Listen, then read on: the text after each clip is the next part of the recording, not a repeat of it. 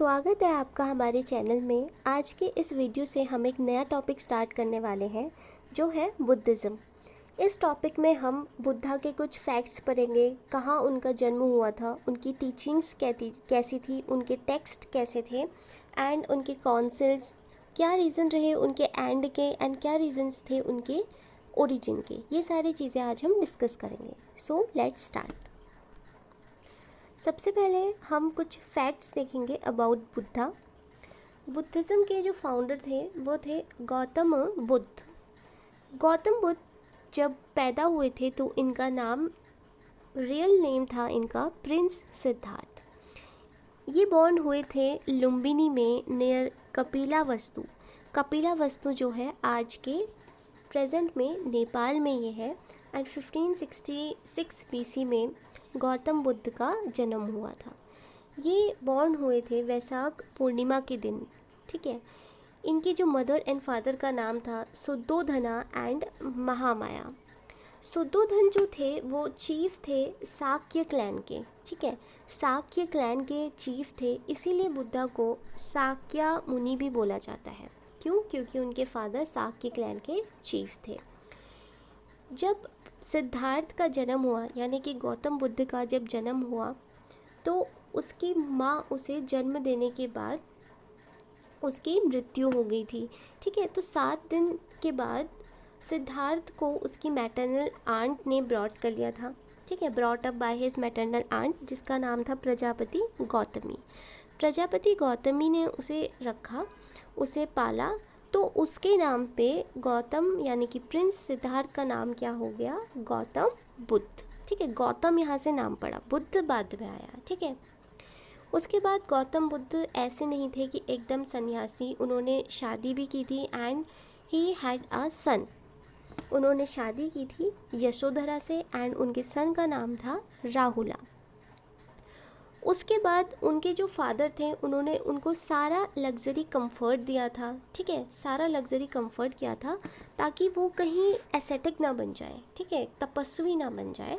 तो सारा लग्जरी चीज़ें उनको प्रोवाइड करके दी थी।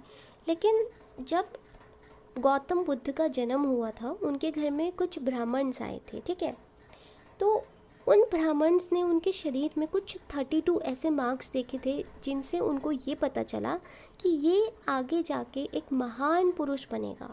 वो 32 मार्क्स जो थे वो एक महान पुरुष के, ग्रेट पर्सन के सिंबल थे, ठीक है। तो उन ब्राह्मण्स ने उन्हें ये बताया था कि ये या तो एक बहुत बड़े कॉन्करर बनेंगे या बहुत बड़े सन्यासी बनेंगे, ठीक है। तो उनके घर वाले नहीं चाहते थे, उनके फादर नहीं चाहते थे कि वो सन्यासी बने, क्योंकि वो सन्यासी बनेंगे तो ये सारा राजपाट त्याग देंगे, ठीक है।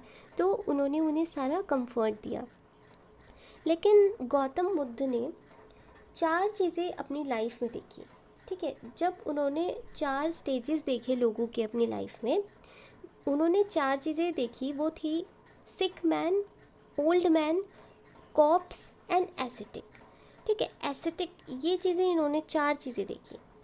तो उसके बाद इनको लगा कि इनको भी एनलाइटमेंट चाहिए।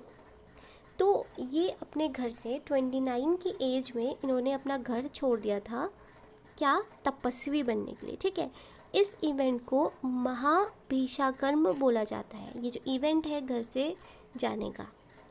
उसके बाद 7 साल ये घूमे एंड 35 की एज में finally he attain enlightenment at Uruvela, ठीक है। उरुवेला जगह में इनको एनलाइटमेंट मिली।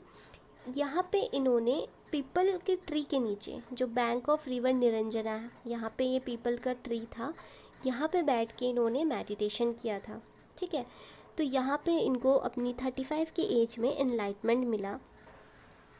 उसके बाद इन्होंने वाराणसी में अपना फर्स्ट सरमन दिया था, ठीक है। सरमन का मतलब यहाँ पे है उपदेश। फर्स्ट उपदेश जो इन्होंने दिया था वाराणसी में, एंड इस इवेंट को बोला जाता है धर्म चक्र परिवर्तन, ठीक है। ये धर्म चक्र परिवर्तन इसे बोला जाता है। उसके बाद 80 की एज में साल ट्री के नीचे कुशीनगर, ठीक है, कुशीनगर जो आज यूपी में प्रेजेंट है, वहाँ पे इनकी डेथ हो गई थी at the age of 80 in 483 BC around, ठीक है, अराउंड 483 BC में इनकी डेथ हो गई थी। एंड इस इवेंट को बोला जाता है महापरिनिर्वाणा, ठीक है, महापरिनिर्वाणा इस इवेंट को बोला जाता है। Now next topic is cause of origin. इसके ओरिजिन के क्या कॉज थे एंड ये स्प्रेड कैसे हुआ, बुद्धिज़्म इतना स्प्रेड कैसे हुआ, ठीक है। तो सबसे पहले क्या था, वैदिक पीरियड में जब हमने लेटर वैदिक पीरियड डिस्कस किया था तो उसमें ये था कि वर्णा सिस्टम बहुत डिस्टेंट हो गया था, ठीक है। डिस्टेंट होने की वजह से वहाँ ब्राह्मण्स एंड क्षत्रियास के बीच में कॉन्फ्लिक्ट होने लग गया एंड ब्राह्मण्स एंड वैश्यास के बीच में भी कॉन्फ्लिक्ट होने लग गया, ठीक है। तो इन कॉन्फ्लिक्ट की वजह से दो न्यू रिलीजन इंडिया में इवॉल्व हुए, that is Buddhism and Jainism. ये दो रिलीजन इवॉल्व हुए। जो आज हम डिस्कस कर रहे हैं वो है बुद्धिज़्म, ठीक है। तो बुद्धिज़्म यहाँ पे इवॉल्व हुआ।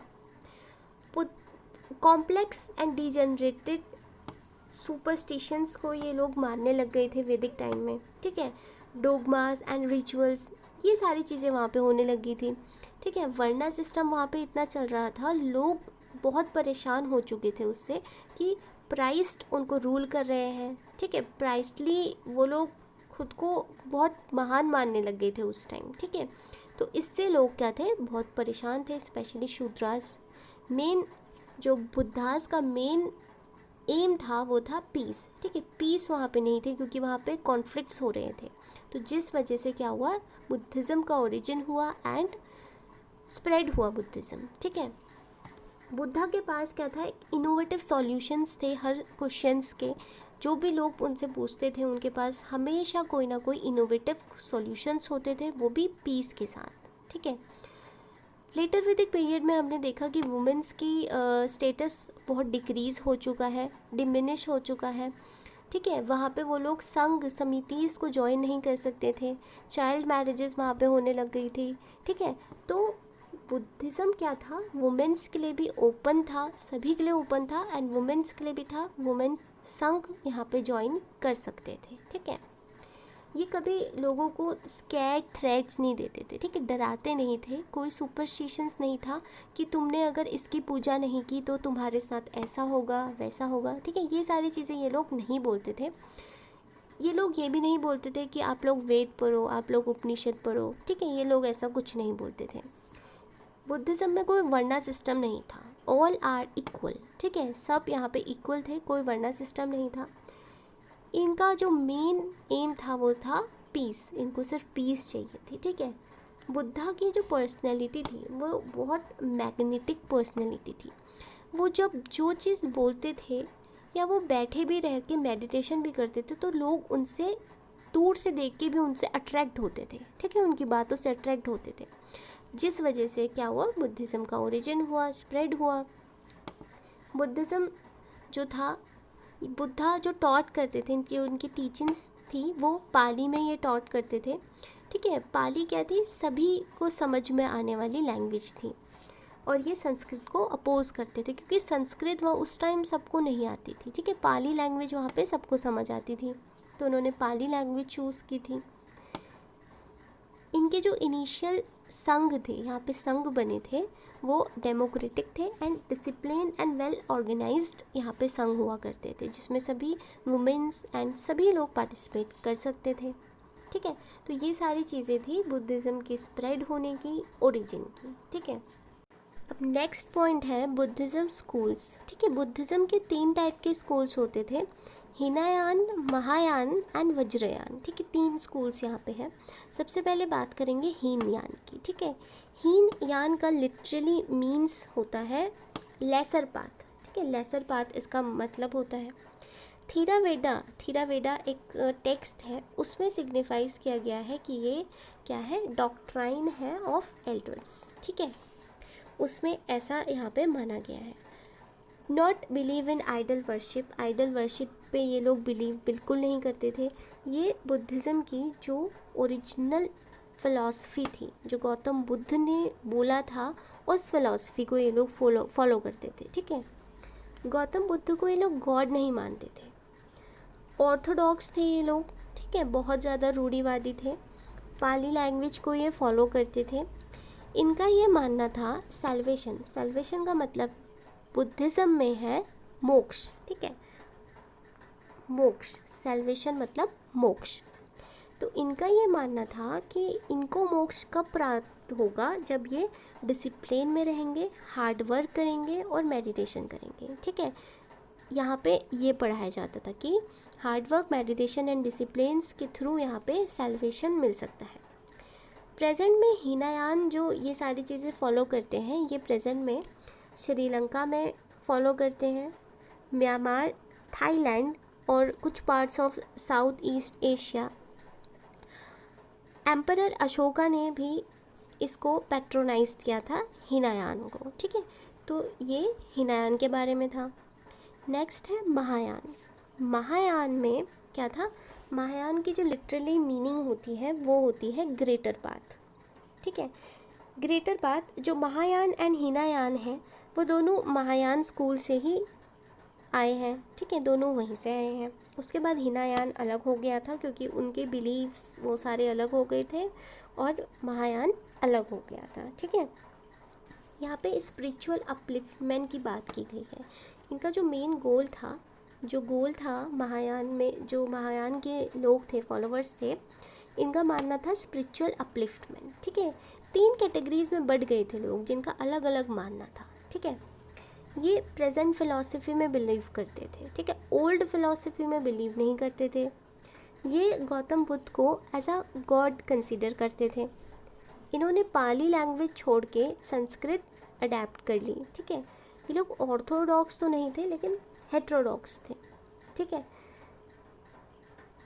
ये सैल्वेशन है, ठीक है, सैल्वेशन इनका मानना था कि salvation is depends on God's grace, ठीक है। गॉड के ग्रेस पे डिपेंड करता है कि आपको मोक्ष मिलेगा या नहीं मिलेगा, ठीक है। एट प्रेजेंट महायान के जो फॉलोअर्स हैं वो जापान में, चाइना में, कुछ अदर एशियन कंट्रीज़ में दिखते हैं, ठीक है। कनिष्क ने इसको पैट्रोनाइज किया था महायान को, और बाद में हर्षवर्धन ने भी इसे सपोर्ट किया था, ठीक है। ये था महायान के बारे में। इसके बाद जो लास्ट एंड थर्ड है वो है वज्रयान, ठीक है। वज्र का लिटरली जो मीनिंग होता है वो होता है मैजिकल पावर्स, ठीक है। यहाँ के लोग क्या मानते थे, यहाँ के लोग पहले तो टू ट्रुथ डॉक्ट्राइन को सेंट्रल कॉन्सेप्ट लेके चलते थे, ठीक है। लिटरली वज्रयान का मीनिंग वैसे होता है व्हीकल ऑफ थंडर बोल्ट, ठीक है, व्हीकल ऑफ थंडर बोल्ट। वज्र का मतलब होता है मैजिकल पावर्स एंड वज्रयान का मतलब होता है व्हीकल ऑफ थंडर बोल्ट, ठीक है। यहाँ पे इसको और नामों से भी बोला गया है वज्रयान को, जैसे मंत्रयान, तंत्रयान, ये सारी चीज़ें भी यहाँ पे इसे बोली गई हैं, ठीक है। इनका ये मानना था कि इनको सैल्वेशन कब मिलेगा, अगर किसी के पास मैजिकल पावर्स हैं तो ऑटोमेटिकली वो गॉड से भी मिल सकता है और उसे मोक्ष भी प्राप्त हो सकता है, यानी कि सैल्वेशन उसे मिल सकता है। इनका ये मानना था कि salvation is depend on magical powers, ठीक है। टू डॉक्ट्राइन इनकी थ्योरी कॉन्सेप्ट चलता था, convectional truth and ultimate truth, ठीक है। कन्वेक्शनल एंड अल्टीमेट ट्रुथ में इनका ये मानना था कि जो रियलिटी है, ठीक है, सेंस है, उस पे ये बिलीव करते थे। जो चीज़ एग्जिस्ट ही नहीं करती उस पे ये बिलीव नहीं करते थे, ठीक है। जो चीज़ एग्जिस्ट करती थी उस पे ये बिलीव करते थे, ठीक है। तो एकदम एनलाइटेड माइंड रहना चाहिए, ये लोग बोलते थे। यहाँ पे संस्कृत लैंग्वेज जो थी वो लोग ये मानते थे कि तांत्रिक इंडियन बुद्धिज़्म में ओरिजिनेट हुई थी संस्कृत लैंग्वेज, ठीक है। बट ये लोग संस्कृत कम यूज़ करते थे, ये लोग क्या करते थे, सिंबॉलिक लैंग्वेज से ज़्यादा डील करते थे, ठीक है, जिसको समाध्य भाषा या ट्विलाइट लैंग्वेज भी बोला जाता है, ठीक है। एट प्रेजेंट वज्रयान के जो फॉलोअर्स हैं वो दिखते हैं ईस्टर्न इंडिया मेनली बिहार और बंगाल साइड पर्टिकुलरली, ठीक है, और कुछ हिमालयन नेशंस में दिखते हैं जैसे तिब्बत, नेपाल, भूटान एंड मंगोलिया, ठीक है। यहाँ पे वज्रयान के फॉलोअर्स दिखते हैं, ठीक है। तो ये सारी चीज़ें थी बुद्धिज़्म स्कूल के बारे में। बुद्धिज़्म की जो कोर डॉक्ट्राइन्स थी वो क्या बोलते थे, 4 नोबल ट्रुथ थे उसमें, ठीक है। बुद्धा की जो कोर डॉक्ट्राइन थी उसमें 4 नोबल ट्रुथ थे, यानी कि जिसको आर्य सत्य बोला जाता है।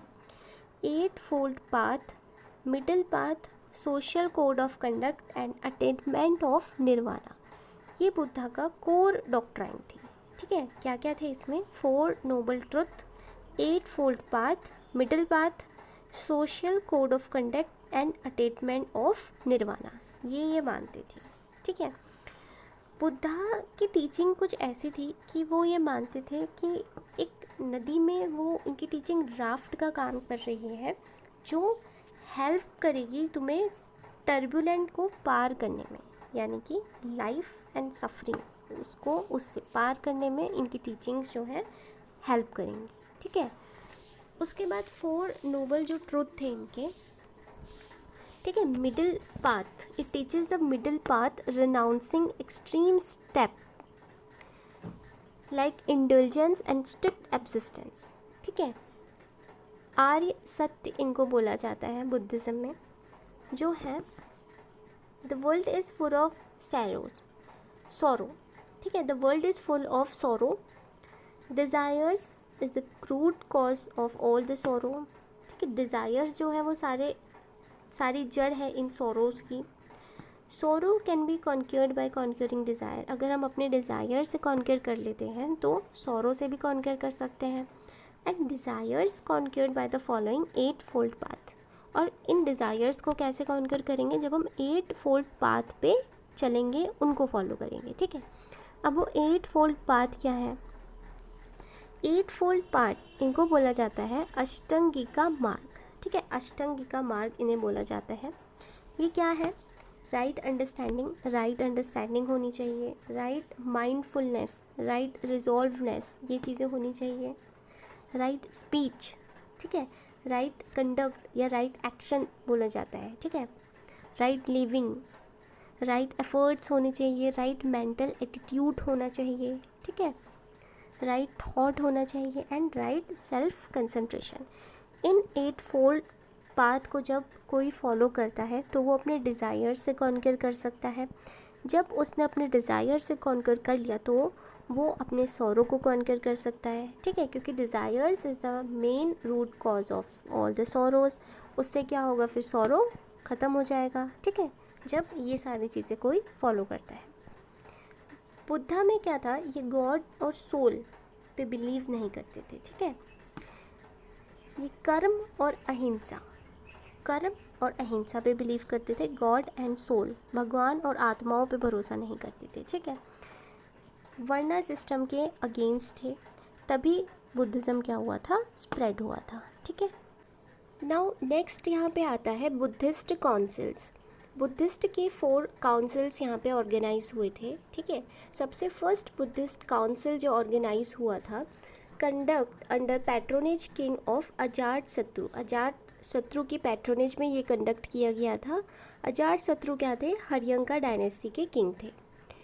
ये फर्स्ट काउंसिल हुई थी 483 BC में राजा गृह जगह में, ठीक है। सत्ता पानी केव्स यहाँ पे प्रेजेंट्स है, सत्ता पानी केव्स, ठीक है, सत्ता पानी केव्स जो राजा गृह में प्रेजेंट है, यहाँ पे ये फर्स्ट बुद्धिस्ट काउंसिल ऑर्गेनाइज हुआ था, ठीक है।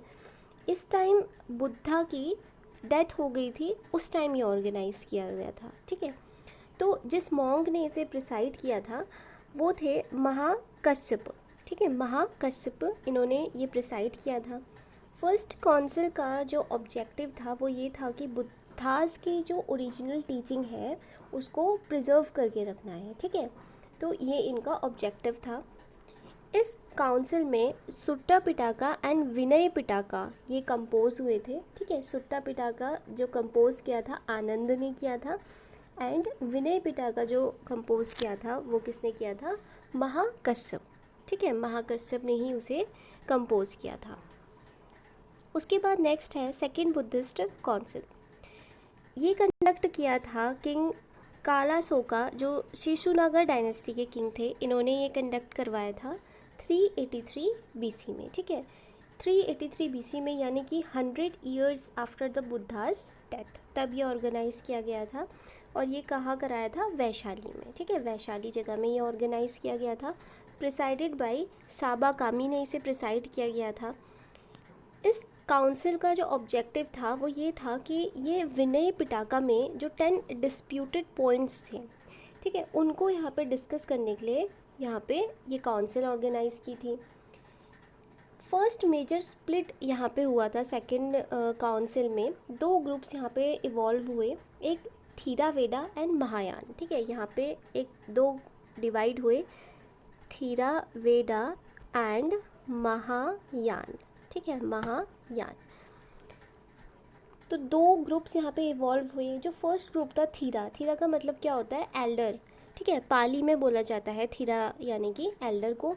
और ये लोग चाहते थे, ये बुद्धास की जो ओरिजिनल टीचिंग थी उनको प्रिजर्व रखना चाहते थे, जो ओरिजिनल स्पिरिट थी उनकी, उनको प्रिजर्व रखना चाहते थे। ठीक है, जो दूसरा ग्रुप था वो क्या चाहता था? वो ग्रेट कम्युनिटी बनाना चाहता था अपनी। ठीक है, वो अलग कम्युनिटी बनाना चाहता था और वो ओरिजिनल टीचिंग्स के अलावा और चीज़ें उसमें ऐड करना चाहते थे। ठीक है, इसके बाद थर्ड बुद्धिस्ट काउंसिल जो हुई वो अशोका के पैट्रोनेज में हुई, जो मौर्य डायनेस्टी के एम्परर थे। 250 BC में ये ऑर्गेनाइज़ किया गया था पाटलिपुत्र में। ठीक है, पाटलिपुत्र अब कहाँ पे है? पटना। इसको प्रिसाइड किया गया था मोगलीपुट्टा टीसा ने इसे ऑर्गेनाइज़ किया गया था, प्रिसाइडेड था। और इसका थीरावेदा जो स्कूल है उसका ओरिजिन भी कहाँ से होता है? थर्ड बुद्धिस्ट काउंसिल से। ठीक है, इनका जो मेन ऑब्जेक्टिव था वो था purify Buddhism from opportunistic factions and corruption in the संघ। जो संघ इनके थे वहाँ पे करप्शन काफ़ी बढ़ गया था। ठीक है, तो उसके अगेंस्ट यहाँ पे जो चीज़ें हैं, प्योरीफाई बुद्धिज़्म, ये यहाँ पे इनका मेन ऑब्जेक्टिव था। ठीक है, उसके बाद फोर्थ बुद्धिस्ट काउंसिल आई। फोर्थ बुद्धिस्ट काउंसिल हुई किंग कनिष्क के पैट्रोनेज में, जो कुषाण डायनेस्टी के किंग थे। एंड 1st सेंचुरी AD में ये हेल्ड की थी इन कश्मीर। वासुमित्र ने इसे प्रिसाइड किया गया था। फोर्थ बुद्धिस्ट काउंसिल में बुद्धिज़्म 2 डिवीज़न में डिवाइड हो गया था, महायान एंड हिनायान। ठीक है, महायान एंड हिनायान को हम स्टार्टिंग में ही डिस्कस कर चुके हैं कि हिनायान वाले क्या थे?